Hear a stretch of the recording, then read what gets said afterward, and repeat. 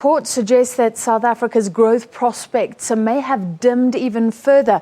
The World Bank has revised its expected growth for the year down to just 0.8%. Now, that's 0.5% lower than an earlier forecast made just a few months ago. The bank says South Africa faces many economic challenges, including the weaker rand and the current drought. The World Bank says the current drought will adversely impact economic growth this year. It also anticipates that a further 50,000 people will fall into poverty as a result of food scarcity and higher food prices.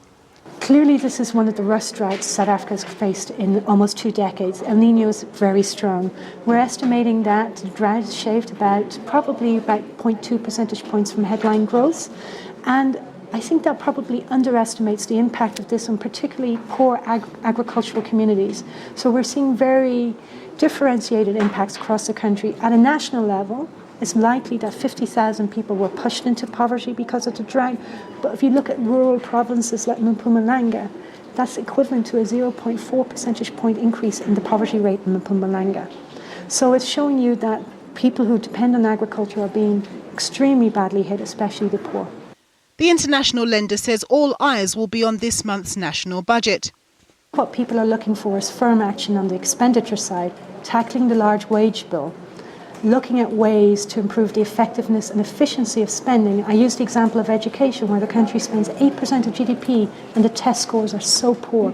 We need to address those issues.